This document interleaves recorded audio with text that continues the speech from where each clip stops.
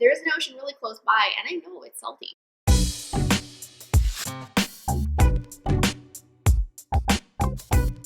So I was thinking about the Himalayas and where they're located, and thinking about the processes used in mining. Like I don't know too much about mining.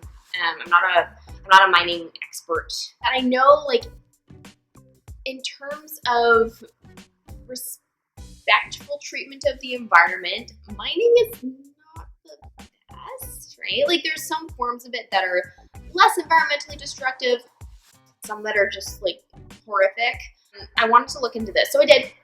And what I found out was some really interesting stuff. The other thing that I was concerned about was labor standards, okay? So labor standards for the folks harvesting the salt.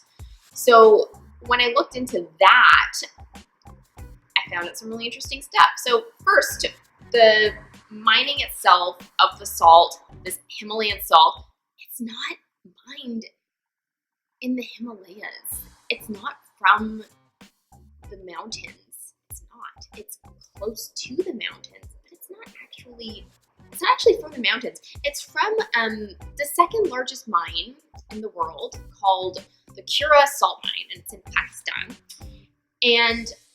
And even just that, I was like, we shouldn't call it Himalayan salt. It's not from the Himalayas. We should call it Pakistani pink because it's from Pakistan. It's pink. Anyway, so yeah, I was thinking about that, and I was like, okay, what are the labor standards like there? That's a concern. So I looked into it, and I was a little naive, right? Like I just instantly assumed that everything was horrible and kind of went to that MO, and thought, the folks who are mining, like they're probably children and they're probably like chained to things. I'm like, I can't support this, and I have to let everybody know how horrible it is. So that ended up not being the case as far as I'm aware. In fact, when I did some calculations, it seems like, okay, I'm not saying that the work isn't hard. The work is very hard, right? Like chipping hard materials out of other hard materials, it's difficult. It's hard. Hard is in the description. But it seems as though the folks are actually paid pretty darn well, in my opinion. And I think based on cost of living in especially that area of Pakistan, as far as I researched. Okay, so you can check that out. I'll leave the blog link below that you can see the little calculations I did. It's pretty good. I'm happy they're doing so well. That's good. And then in terms of the mining practices themselves, like they seem pretty good.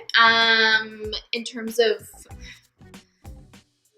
yeah, like once they're in the earth, it's not like constant, like huge blasts of rock as far as I've seen, but gunpowder is used to break through different parts of Earth.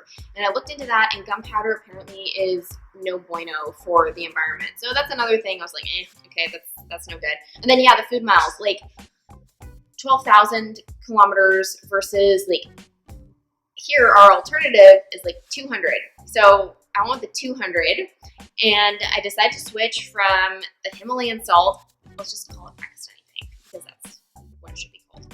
Switch from the Pakistani pink to a really lovely company called Murphy, and they harvest their salt off of the coast of Vancouver Island. And I was in touch with them. Like, we've met up a bunch of times. They're really sweet people.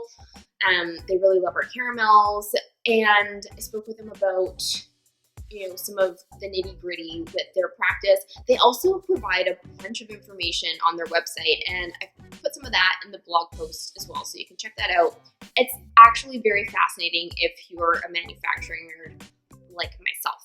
I really enjoyed learning about that. So switch to Murphy. They're very clean and deliberate with their practices and their product. And yeah, so that's what we use now for the salted vanilla bean caramel macaroons and the salt of the earth bar. And wherever we need just like a nice plain salt. So we use their stuff. And then we have been using Salt West salt for a while. So they're another company based off of Vancouver Island. So that 200-ish K is from them. And we use a custom smoked salt from them. And they smoke it over maple wood for us. And what I really like about both these companies is, well, their harvesting practices are really cool. Second, they meet our organic certification standards. So for being certified organic, you can't just use any salt. You have to make sure it has no anti-caking agents. And also for Salt West salt, they were very specific.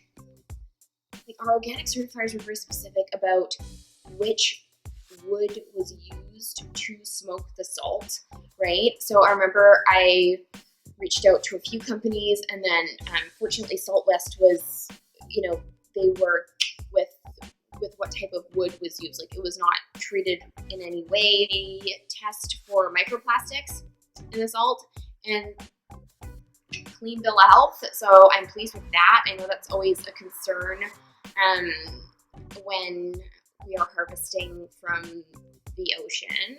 It's not like the salt is, eating the microplastics. So it's a little bit less complicated that way. So just stick to salt.